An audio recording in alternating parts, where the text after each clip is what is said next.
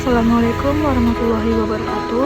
Perkenalkan, saya Aulia Ranita Putri, mahasiswi Universitas Pancasakti Bekasi dengan program studi Pendidikan Ekonomi Reguler semester 5. Di sini untuk memenuhi proyek UAS mata kuliah Ekonomi Pendidikan, saya akan menjawab pertanyaan yang sudah diberikan oleh dosen pengampu, yaitu Bu Eka Putri. Langsung saja masuk ke pertanyaan pertama, yaitu jelaskan tujuan dan fungsi manajemen keuangan dalam pembiayaan pendidikan. Nah, adapun tujuan dan fungsi manajemen keuangan dalam pembiayaan pendidikan ini adalah untuk memperoleh dan mencari peluang sumber-sumber pendanaan bagi kegiatan sekolah agar bisa menggunakan sarana secara efektif dan tidak melanggar aturan, serta membuat laporan keuangan yang transparan dan akuntabel. Nah, melalui fungsi-fungsi manajemen mulai dari perencanaan, pembukuan, penggunaan keuangan atau pembelanjaan, pencatatan, pengawasan, serta pertanggungjawaban yang diharapkan akan tercipta tata kelola keuangan sekolah yang efektif. Selanjutnya, pertanyaan yang nomor 2. Menurut saudara, apakah sumbangan terbesar lembaga pendidikan untuk pembangunan ekonomi, begitu pula sebaliknya? Jelaskan.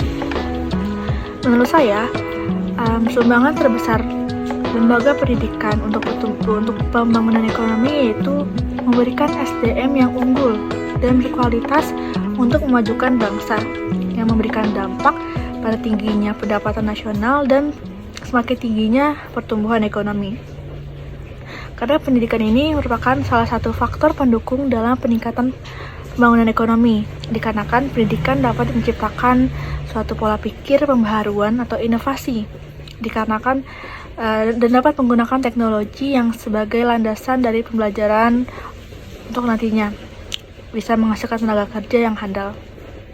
Begitu juga sebaliknya, bila pembangunan ekonomi ini membuat negara maju dan mampu menaikkan dana pendidikan, akan lebih banyak lagi calon-calon SDM yang akan berkualitas.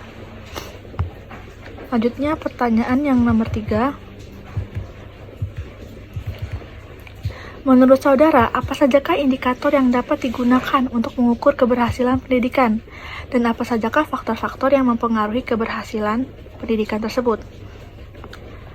Nah, indikator-indikator yang mempengaruhi atau bisa mengukur keberhasilan yaitu bagaimana siswa memiliki pengetahuan dan wawasan baru yang lebih luas.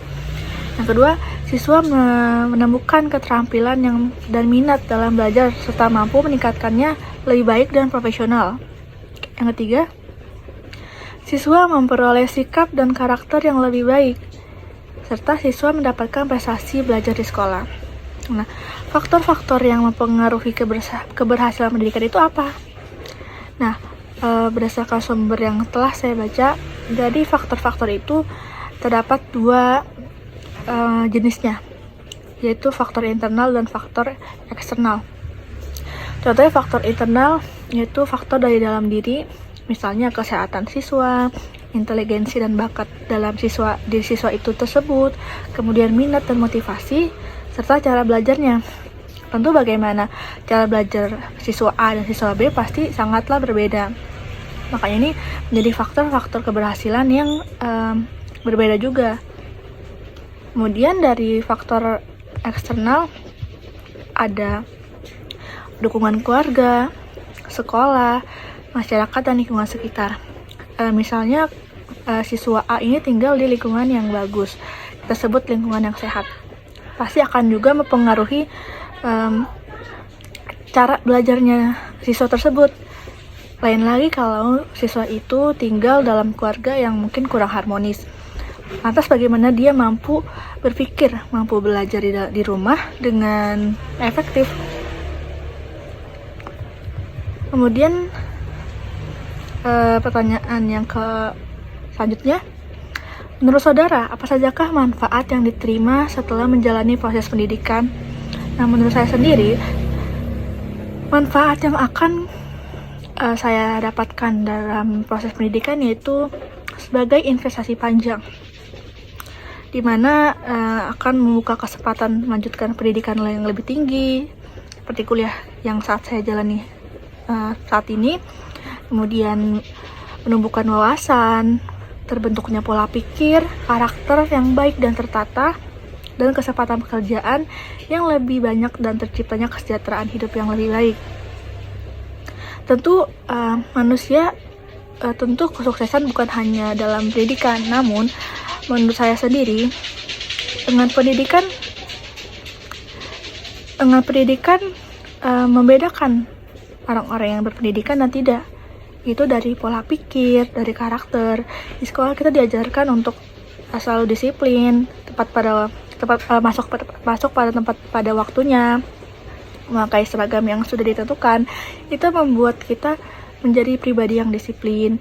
Terbentuknya juga pola pikir yang tidak semuanya orang lain punya, yang tidak menyentuh pendidikan. Kemudian soal yang terakhir, yaitu menurut saudara, apakah pendidikan yang efisien, seperti apakah pendidikan yang efisien itu? Menurut saya, pendidikan yang efisien adalah pendidikan yang dapat mengalokasikan sumber-sumber pendidikan secara adil, sehingga setiap peserta didik memperoleh kesempatan yang sama untuk memperdayagunakan sumber-sumber pendidikan tersebut dan mencapai hasil yang optimal, serta menghasilkan kemampuan yang memiliki nilai ekonomis dan nilai guna dari kemampuan. Mungkin itu saja pertanyaan-pertanyaan yang bisa saya sampaikan. Kurang lebihnya mohon maaf. Wassalamualaikum warahmatullahi wabarakatuh.